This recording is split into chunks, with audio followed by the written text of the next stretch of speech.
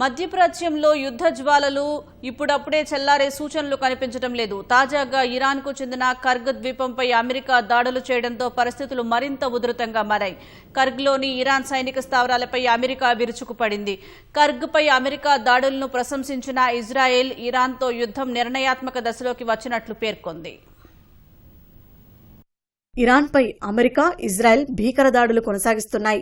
Iran ఆర్థిక మూలాలపై దెబ్బ కొట్టాలని చూస్తున్న అమెరికా టెహ్రాన్కు కీలకమైన కర్గ్ ద్వీపంపై బాంబులతో విరుచుకుపడింది. కర్గులోని ఇరాన్ సైనిక స్థావరాలపై దాడులు చేసినట్లు అమెరికా అధ్యక్షుడు డొనాల్డ్ ట్రంప్ ప్రకటించారు. కర్గులోని 90 సైనిక స్థావరాలను ధ్వంసం చేసినట్లు అమెరికా సెంట్రల్ కమాండ్ ప్రకటించింది. ఇరాన్ నౌకాదళ గనుల నిల్వ సౌకర్యాలు, క్షిపణి నిల్వ బంకర్లతో పాటు అనేక ఇతర సైనిక స్థావరాలను నాశనం చేసినట్టు చెప్పింది. కర్గ్ ద్వీపం నుంచి దట్టమైన పొగ వెలువడినట్లు ఇరాన్కు చెందిన ఫార్స్ న్యూస్ ఏజెన్సీ తెలిపింది.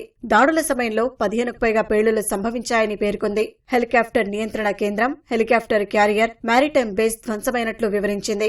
అమెరికా దాడుల్లో కర్గ్ ద్వీపంలో ఇంధన మౌలిక సదుపాయాలను దెబ్బతినలేదని ఇరాన్ అధికారిక మీడియా తెలిపింది. కర్గ్ నుంచి చమురు ఎగుమతులు ఎలాంటి అంతరాయం లేకుండా జరుగుతున్నట్లు ఇరాన్ అధికారిక వర్గాలు వెల్లడించాయి. ఆ ద్వీపంలో చమురు కంపెనీల కార్యకలాపాలు సాఫీగా కొనసాగుతున్నాయని తెలిపాయి. ఇరాన్తో యుద్ధం నిర్ణయాత్మక దశలోకి ప్రవేశించిందని ఇజ్రాయెల్ రక్షణ మంత్రి కర్జ్ చెప్పారు.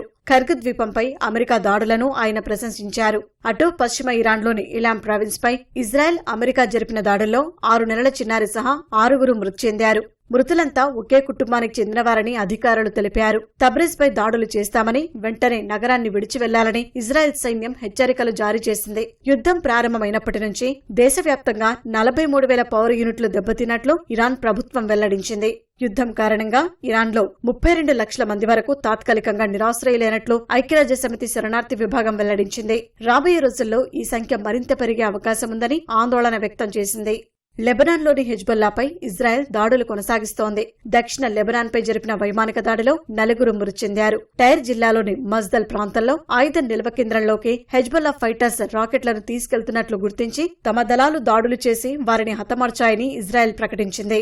బుర్జ్ కాలవియా పట్టణంలోని ప్రాథమిక ఆరోగ్య కేంద్రంపై జరిగిన దాడిలో వైద్యులు సహా 12 మంది మెడికల్ సిబ్బంది మృతి చెందారని లెబనాన్ ఆరోగ్య శాఖ తెలిపింది. బీరుట్లోని ఇజ్రాయెల్ జరిపిన దాడిలో 1 మృతి చెందగా మరో 4 గాయపడ్డారు. లెబనాన్ సరిహద్దుకు సమీపంలో ఉన్న ఇజ్రాయెల్ పట్టణాలపై క్షిపణులు, రాకెట్లతో దాడులు చేశామని హెజ్బొల్లా పేర్కొంది. ఉదైసే గ్రామంలో ఇజ్రాయెల్ సైనికులపై 2 సార్లు దాడి చేశామని వెల్లడించింది. ఇజ్రాయెల్పై సుదీర్ఘ పోరాటానికి సిద్ధంగా ఉన్నామని హెజ్బొల్లా ప్రధాన కార్యదర్శి ప్రకటించారు.